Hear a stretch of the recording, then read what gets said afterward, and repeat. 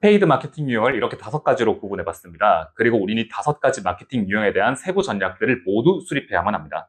그런데 우린 늘 예산도 여력도 부족합니다. 그래서 어떤 일에 먼저 집중해야 될지 우선순위를 수립할 필요가 있죠.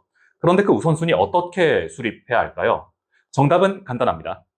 최종 전환의 가장 근처에 있는, 가장 도움이 되는 일들이 우리가 먼저 집중해야 될 일입니다.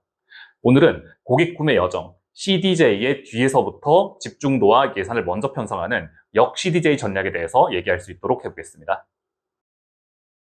고객 구매 여정, CDJ에 대해서는 정말 많은 콘텐츠들이 있습니다. 아무래도 마케팅 원론과 관련된 전략에서 가장 많이 쓰이는 단어이기 때문에 그렇지 않나 싶습니다. 그런데 그 많은 콘텐츠들이 실무와 관련된 내용들은 너무 빈약하더라고요. 대부분 고객이 이렇게 행동을 하니 그와 관련된 퍼널 전략에 따라서 마케팅 전략을 수립하라는 이런 것이었습니다. 제 생각은 이렇습니다. 마케터에게는 그걸 다 할 수 있는 예산이 절대 주어지지 않아요. 고객 구매 여정에서 가장 중요한 단계는 뭘까요? 생각해보면 모든 주요 지표는 결국 우리가 쓰는 광고의 KPI들입니다. 보통 최종 전환이죠. 커머스면 구매이고 B2B면 리드가 될 겁니다. 근데 광고를 할 때는 이 지표가 중요한 것을 알면서 고객 구매 여정을 얘기할 때는 고객이 브랜드를 인지하는 과정부터 긍정적 첫 만남을 만들어야 한다. 라거나 모든 단계에 대해 세부적인 절차를 준비를 해야 된다라고 얘기를 합니다. 저는 이 방식의 설명도 분명히 맞지만 너무 이론상의 내용이라고 생각합니다. 그리고 고객 구매 여정을 그래서 마케팅 활동에 반영해야 하는 주요 이유는 첫 연결부터 최종 전환까지의 경로를 매끄럽게 만드는 것입니다. 근데 계속 얘기하듯 우린 돈도 부족하고 시간도 없습니다. 그럼 어떻게 해야 될까요? 최종 전환이라도 이루어질 수 있는 가장 직전의 단계부터 뚫어놓는 겁니다. 그러니까 고객 구매 여정, CDJ의 제일 뒷부분부터 예산을 투입을 하는 거죠. 그리고 그건 보통 구매 여정의 앞부분을 확장을 하는 것보다 훨씬 빠르게 끝나고 훨씬 저렴하면서 무엇을 해야 할지 명확합니다.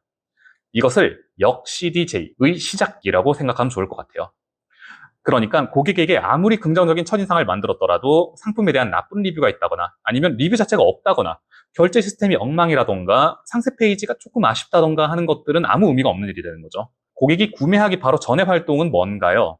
여러 가지 일들이 있겠지만은 초저관여 제품들은 구매 여정이랄 게 크게 없으니 조금 더 관여도가 높은 카테고리를 생각해 볼게요. 가장 자주 있는 일은 브랜디드, 자사명 키워드 검색입니다. 자사명을 검색해서 평판을 찾겠다라는 그런 고객의 목표도 있겠지만은 다른 제품과의 비교를 하면서 다시 자사명을 검색한 경우가 많겠죠. 고객 구매 여정의 뒤에서부터 마케팅 전략을 고민한다면 자사명 검색자가 할 행동에 대해서 먼저 대처해야 됩니다.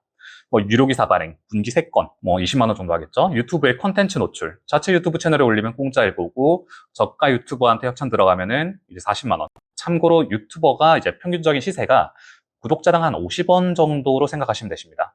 그리고 너무 낮으면은 이제 평균적으로 이제 수고비 정도로 한 30만 원 정도 금액이 들어간다라고 이해하시면 되시고요.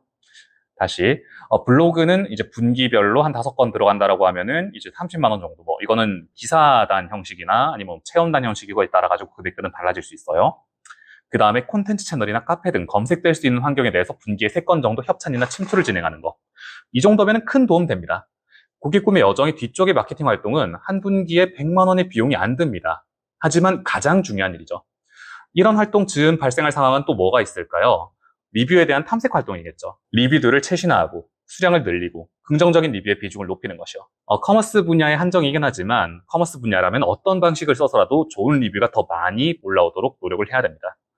이건 또 제품 카테고리마다 다르겠지만 CDJ 뒤쪽에 기본적인 수량을 깔았으면 전문적인 컨텐츠가 브랜드를 응원하는 내용을 적도록 만들면 큰 도움이 됩니다. 가전, 건강기능식품, 뷰티 카테고리들에서 이런 컨텐츠들을 간헐적으로 넣어줄 때 브랜디드 키워드에 대한 검색 환경이 풍성해집니다. 이런 퍼널 뒷단의 작업이 또 이제 슬슬 마무리가 되면 기존 환경 대비 전환율을 높일 수 있는 환경들이 구축이 된 것이고 여기서부터 퍼포먼스 마케팅과 콘텐츠 마케팅 활동을 병행해야 됩니다. 퍼포먼스 마케팅은 위에 언급된 내용들과 마찬가지로 전환 가능성이 가장 높은 그리고 구매 직전의 타겟들을 잡을 수 있도록 네이버 디스플레이, 메타, 구글 애즈, 카카오 같은 메인 매체의 리타겟팅 예산을 먼저 분배해야 합니다. 리타겟팅 예산은 리타겟팅이 가능한 1일 평균 방문자 수의 30원을 곱하면 얼추 예산이 나와요. 하루에 3,000명이 오는 사이트면은 30원을 곱해서 1일 9만 원 정도의 예산을 여러 매체에 나눠서 집행하면서 성과를 볼 수 있습니다. 그 이후 예산 조율은 빈도와 성과에 따라 판단하고 진행하면 돼요. 이제 퍼포먼스 마케팅에서 내 사이트의 전환 데이터를 기반으로 유사 타겟을 만들어서 운영을 할 수도 있고요. 전환 캠페인을 운영한다면 알아서 이런 타겟들을 만들어서 잡을 수 있도록 되겠죠. 이때부터는 기술적 이해도와 경험의 바탕을 둔 채로 플랜2 C의 끝없는 반복만이 답이 될 겁니다. 어떤 카테고리는 퍼포먼스 마케팅으로는 성과가 잘 안 나오는데 협찬으로 들어갔을 때 성과가 정말 잘 나오는 경우가 덜어 있습니다. 주로 뷰티 카테고리가 그런데요. 국내 예시보다는 해외 예시를 조금 들어볼게요. 해외 진출을 성공적으로 한 업체들이 되게 많이 있어요, 국내에. 그리고 그 업체들의 성장 비결을 찾아보면 정말 괜찮은 협찬건들, 그리고 자발적 고객들의 컨텐츠가 원인임을 알 수 있습니다. 협찬을 통한 성공은 비교적 최근에 있었던 사례를 좀 예로 들어보자면, 요거는 재밌는 얘기긴 한데, PPT의 큐피드가 어떻게 성공했는가로도 이해할 수 있습니다. 제가 엔터에서 마케팅 전략을 수립하면서 성공한 IP, 아티스트들이 어떤 시기에 어떻게 성장을 했는가를 아주 오래 분석한 적이 있어요.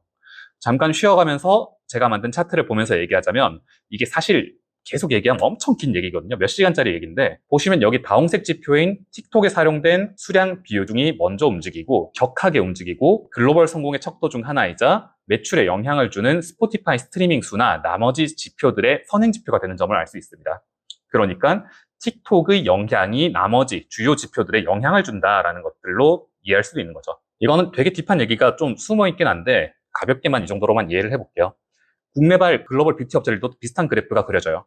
이젠 또 이런 협찬에 집중하는 전략들이 사실 좀 널리 알려져서 과포화되어 가고 있는 느낌이 있긴 한데 그럼에도 불구하고 협찬이나 콘텐츠로서의 영향력을 가져갈 수 있는 브랜드는 반드시 성공한다고 생각합니다.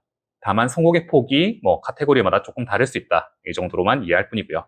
오늘 얘기가 길었어서 한 번 더 짧게 요약하자면 우리가 예산을 먼저 투입해야 하는 곳은 고객 구매 여정의 뒷부분입니다. 그리고 우리는 이것을 역시 DJ 전략이라고 얘기를 할 거예요. 역시 DJ 전략을 통해서 빠르고 저렴하게 개선 과정을 만드는 곳에 우선 집중하고 그 이후 퍼포먼스나 인지를 만드는 컨텐츠 쪽으로 그리고 고객 광고나 이런 것들로 마케팅 전략을 확장하도록 구성을 해야 됩니다. 감사합니다. MX 김태환이었습니다.